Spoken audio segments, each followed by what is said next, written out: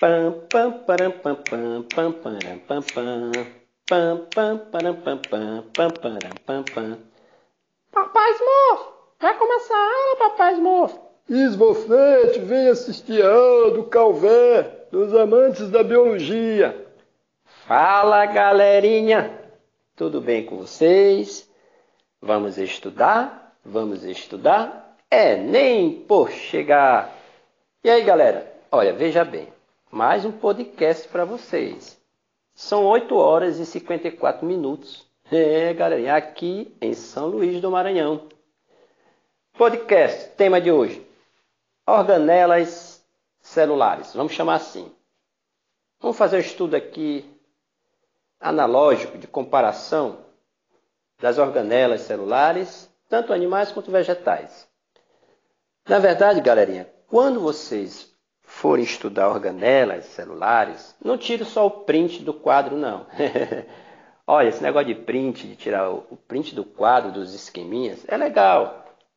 Mas, às vezes, para você assimilar alguma coisa, você tem que desenhar ou escrever, porque, na verdade, você está ativando mais áreas do teu cérebro para você poder reter aquele conhecimento que está sendo dado ali naquele momento. Então, esse facilitador de fotografar o print, muitas das vezes não está ajudando muita coisa, não. Eu libero, mas nas minhas aulas eu explico que você tem que exercitar o que você leu. Não é só ler, tirar print, tem que escrever, desenhar. Então, galerinha, essa dica que eu estou dando para vocês. Quando for estudar organelas, faça o desenho também. Tentem organizar uma célula onde ela está anatomicamente situada no corpo da célula. Você sabe que as organelas celulares, elas são intercomunicantes, né? Tem algumas características que você precisa saber antes de simplesmente saber a função de cada uma. Não é assim que se estuda organelas celulares. Olha, as organelas celulares, além de ter toda essa acomodação, vamos dizer assim, na célula, né, como ela está distribuída, a gente sabe que ela também pode ser chamada de orgânulos, né, porque a biologia é assim, tem uma sinonímia. Orgânulos celulares, organoides. Justamente organoides, né, orgânulos, porque são pequenos órgãos. Assim como a célula, essas organelas, elas são um corpo vivo, elas estão ativas na célula, elas não são ali paradinhas, inertes, não. Elas são funcionais. A célula em si, ela é toda funcional, galerinha, acreditem. Não imagine que a célula é uma circunferência, né? Com uma bola central no meio dessa circunferência, chamada de núcleo, e pronto. Isso você aprendeu lá em ciências, nem em ciências do ensino fundamental você não aprende mais assim. A célula é dividida em citoplasma, né? Membrana, citoplasma e núcleo. Mas não é bem isso. Quando você está fazendo faculdade, ou algumas escolas às vezes até tem laboratório, você vai fazer aulas de microscopia. Aí, galerinha, quando você cora uma lâmina para visualizar uma célula, seja de qualquer tecido, animal, vegetal, você vai observar inúmeras estruturas que estão organizadas ali. A coisa mais linda que tem é você visualizar uma célula corada através da microscopia. E você sabe que, no caso, essa microscopia, ela te deu uma autonomia maior para a observação, só quando surgiu a microscopia eletrônica, né? Lá quando se observou pela primeira vez uma membrana plasmática através da microscopia eletrônica, né? A gente sabe que tem os idealizadores, os criadores desta microscopia eletrônica, né? Que agora eu esqueci o nome, que visualizaram pela primeira vez, eu lembrei, Singer e Nichols, visualizaram pela primeira vez, através da microscopia eletrônica, a membrana plasmática, né? Descobriram que ela tinha um aspecto de mosaico fluido, né? Deram todo esse aspecto em função que existe camadas sobre camadas inseridas, né? Tanto de proteínas quanto de lipídios. Então, foram os primeiros que visualizaram, através da microscopia eletrônica, a membrana plasmática. certo? Singer e Nichols, o professor lembrou. Que às vezes dá um branco também, né, pessoal? Dá um crédito para o professor. É muita informação na cabeça da gente. Então, voltando aqui dentro dessas organelas, eu falei até da membrana, que também passa a ser uma estrutura celular, uma organela. Por que não? E todas as células são formadas por membranas celulares. É um componente mais externo das células. Então, galerinha, as organelas precisam ser estudadas dessa forma. Por comparação, digamos assim, uma analogia, tipo, para que serve estudar a organela citoplasmática? Galerinha, quando se estuda biologia, você tem que fazer contextualização. Por exemplo, se eu falar em alguém que bebe muito, tem a ver com organela? Tem, galerinha. Se eu falar como é que é absorvido os nutrientes daquele almoço lá, do alimento que você consumiu, tem a ver com organela? Tem, vou já explicar. Veja bem, quando eu falo lá do metabolismo do álcool, eu estou falando de uma organela chamada de retículo endoplasmático liso e também dos peroxissomos, né? Então, tanto o retículo endoplasmático liso quanto os peroxissomos têm a ver com a oxidação de ácidos graxos, do álcool, né? Da gordura, desintoxicação do organismo.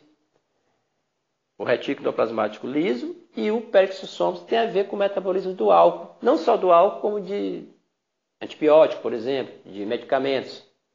Né? Então, graças ao retículo endoplasmático liso, presente na célula lá do fígado do bebum, e graças aos peroxissomos presentes nas células do fígado lá do bebum, eles têm uma certa resistência, queira ou não, ao álcool.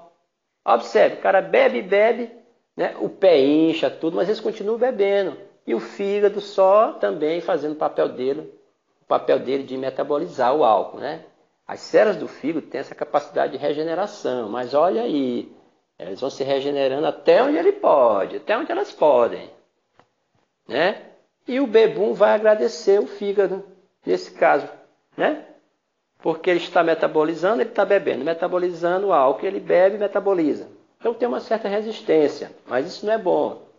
Porque o excesso de ácidos graxos, que são, na verdade são gorduras, pode ficar ali armazenadas no fígado por um longo período de consumo do álcool e prejudicar a pessoa que bebe de forma excessiva. Mas isso é outra história. Mas está aí a importância que tem as organelas. Tem que se estudar a biologia dessa forma. Olha, com relação à absorção de nutrientes, qual é a organela que tem a ver com isso daí? Alguém tem uma ideia? Galerinha, o citoesqueleto também é considerado uma estrutura, uma organela. O citoesqueleto ele dá sustentação interna, é o arcabouço celular.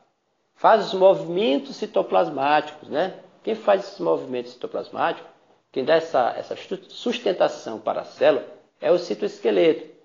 Também ele promove o deslocamento de cromossomos lá na divisão celular. Ele que puxa, né, aquelas fibras do áster. Ele que faz esse movimento de contração, né, de distensão. Aí tem a quitina, a miosina. Então, lá no caso das microvilosidades, esse movimento que ela faz para a absorção de nutrientes, né, as células intestinais, quem promove isso também é esse citoesqueleto. Então, tem que fazer uma analogia para você estudar organelas citoplasmáticas. Então, a dica é fazer analogias para entender organelas citoplasmáticas, desenhar para reter melhor conhecimento, situar em que região do corpo da célula ela está localizada mais ou menos. Então, assim, às vezes quando a gente faz prova, a gente coloca ali o arcabouço, né, o desenho de uma célula eucariótica e coloca as setazinhas para o aluno, através dessa seta, onde ela está situada, a organela na célula, dizer que organela é essa e qual é a função dela, certo? Observe bem, vou dar só um exemplo. O retículo endoplasmático, ele está situado mais ou menos aonde na célula? Você tem uma ideia? Próximo do núcleo, próximo da carioteca. Por quê, professor? Aí vocês têm que ter uma ideia. Se o retículo endoplasmático, porque eles são dois, tem o granuloso, né, que é rico em proteínas, né, retículo endoplasmático granuloso, chamado de reggae, que não é o ritmo musical aqui de São Luís do Maranhão, reggae, né? E tem o retículo endoplasmático agranuloso, ou REL, que é o retículo endoplasmático liso. Não tem grânulos. Grânulos de quê, professor? De proteínas. Ah, tem proteínas? Agora que eu vou entender por que ele está próximo do núcleo. Galerinha, de onde sai a síntese de proteínas? Não é do material genético que está presente no núcleo, não é do DNA, depois é RNA, né, que transcreve o material genético, vem o RNA de transcrição, depois tradução para a produção de proteínas. Então, se o retículo endoplasmático, no caso, parte do retículo, que é o granuloso, está próximo do núcleo, então, por isso que está próximo do núcleo. Então, você tem que ter ideia por que aquela organela está próxima do núcleo. Então, a gente sabe que as organelas elas são intercomunicantes, elas têm a outra característica formada por endomembranas, certo? Então, é assim, não é só estudar simplesmente a função. Bom, se você for estudar, por exemplo, os lisossomos, olha, será que os lisossomos têm alguma ligação com o complexo golgiense, que é outra organela? Claro, os lisossomos, galerinha, essas vesículas cheias de enzimas e de proteínas, elas são sintetizadas, essas vesículas, a partir do complexo golgiense, que é chamado também de dictiossomo, né? Olha, os vestibulares eles vêm abordando muito isso, lisossomos a partir do complexo de Golgi, tranquilamente, sem sombra de dúvida. Deixa eu ver aqui onde é que eu parei para anotar isso aqui para vocês. Olha, o complexo golgiense ele está intimamente ligado à exportação de substâncias para o meio extracelular. Vamos entender. As proteínas sintetizadas nos ribossomos, elas podem ser distribuídas pelo retículo endoplasmático e assim migrar até o complexo golgiense. Olha aí a questão da intercomunicação entre as organelas. As proteínas sintetizadas nos ribossomos, né? Os ribossomos que está lá no retículo endoplasmático granuloso, né? Podem ser distribuídas pelo retículo endoplasmático e, a partir do retículo endoplasmático, galerinha, migrar, olha aí, até o complexo golgiense. O que acontece? Lá, vesículas contendo essas proteínas, certo? Vão se desprender e vão seguir em direção à membrana plasmática. Portanto, sem o complexo golgiense, não há formação de quem? Das vesículas. E que vesículas são essas, galerinha? Os lisossomos. Show? Show, show, show. Então, galerinha, é assim que se estuda organelas citoplasmáticas, fazendo comparações, tentando entender por que ela se localiza ali, tentando entender o porquê que ela se comunica com uma organela A ou B. Elas são interligadas. Beleza? Outra observação também de organela é a questão da autonomia que algumas têm. Quando eu falo de autonomia de organelas, eu estou me referindo a quê? Aquelas que têm o seu próprio DNA. Também questão de vestibular. Estou falando dos cloroplastos, né? E das mitocôndrias, claro, né, galerinha? São organelas que têm uma certa autonomia. Elas contêm o DNA em seu interior. E isso ele vai conferir a elas essa autonomia até para se duplicarem, né? Além disso, todas as duas apresentam as suas próprias membranas lipoproteicas. Sabe por quê, galera? Olha, isso sugere que essas organelas elas foram englobadas pelas células durante um curso evolutivo. Aí vem o que, galerinha? A teoria endossimbiótica. A teoria endossimbiótica, né? Endossimbiótica, ela vai te explicar isso.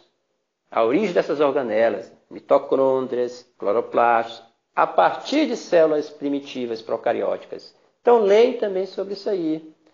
Então, essa autonomia de organelas, mitocôndrias e cloroplastos, por possuir seu próprio DNA, é outra coisa que vocês devem anotar de importância para o estudo de organelas citoplasmáticas. Então, e não tão somente estudar funções de organelas citoplasmáticas. Então, desenhar, situar, saber por que elas são intercomunicantes, né? Saber a origem delas, saber se tem autonomia, para que serve, aí vem a função, né? Que todos sabem. Belezinha? É fazer uma analogia, como eu fiz agora com relação ao álcool. No caso, eu estava falando dos peroxissomos e do retículo endoplasmático liso. Então, tudo isso tem que ser observado quando se vai estudar, na verdade, essas estruturas celulares, esses organoides, essas organelas. Certo? Galerinha, olha, os vacúolos, é porque eu estou fazendo aqui um estudo de organelas eucarióticas, presentes em células eucarióticas. Se eu falo eucarióticas, eu estou falando de célula animal e célula vegetal. Os vacúolos. E outra coisa, tento fazer um quadro da presença de organelas em células vegetais, comparando aquelas que estão presentes em células animais. Aquelas que só apresentam em células vegetais. Ou aquelas que apresentam nas duas. Ou até mesmo na célula procariótica, aquela organela que é comum às células eucarióticas, que é presente na procariótica, mas também é a única que é presente na célula procariótica, que é comum também às eucarióticas. Estou falando de quem? Dos ribossomos, né, galerinha? Então, voltando aqui. Os vacúolos presentes em células vegetais. Aí tem todo aquele desenho característico do vacúolo, não é isso? Eles armazenam substâncias e vão atuar na regulação osmótica da célula, gente. Mas existem outros tipos de vacúolos. Pode ser encontrado em outros seres vivos. Por exemplo, a gente sabe que tem vacúolos nos protozoários, micro-organismos. Está aí. São chamados de vacúolos pulsáteis. Mas também tem aqueles vacúolos que armazenam gordura em células animais, células adiposas. Existem esses vacúolos que armazenam gorduras, né, em células animais ou células adiposas. Outra coisa interessante também de se estudar em organelas é essa estrutura chamada de parede celular. Está presente em todo tipo de célula? Não. Célula animal não tem parede celular. E se eu falei há pouco também em regulação osmótica, quando se estuda a parede celular, tem a ver com a regulação osmótica, tem a ver com a osmose. Então, tem a ver de transporte através da membrana. Porque a gente sabe que lá na osmose tem a presença de água. E se tem a presença de água, é osmose. Isso tem a ver com parede celular, tem a ver com turgência celular. Por que a parede não rompe? Por que a célula vegetal, quando está túrgida, ela não rompe? Tem a ver com parede celular. A questão dos antibióticos, que é a resistência aos antibióticos, tem a ver com a parede celular. A parede celular também tem bactérias, não só em células vegetais. Tem bactérias, tem fungo, mas o que vai diferenciar é a composição dessa parede celular, galerinha. Em células animais, que não tem, né? Desculpe. Em células vegetais, a parede celular ela é rica em celulose. Já em fungos, ela é formada por quitina, que é um polissacarídeo. Isso você tem que saber. E em bactérias essa parede celular em bactérias ela é formada por peptídeo-glicanos. Então, na célula vegetal, ela vai conferir essa resistência, né, externa, ela é permeável, rica em celulose, com estrutura chamada de plasmosdesmos, né, que vai permitir essa entrada e saída de substância. Muito bem. Então, galerinha, se estuda dessa forma, pelo menos que eu entendo que se deve estudar dessa forma. Cada um tem seu jeito de estudar, mas é a dica que eu dou, né? Desenhar, fazer analogia, além de saber suas funções, saber a localização dela na célula, no corpo da célula, saber que elas são intercomunicantes. Então tá aí uma dica para vocês de organelas celulares, dos amantes da biologia. Compartilhe o podcast, que o professor fica feliz quando alguém comenta. Divulgue nosso trabalho. Abraço.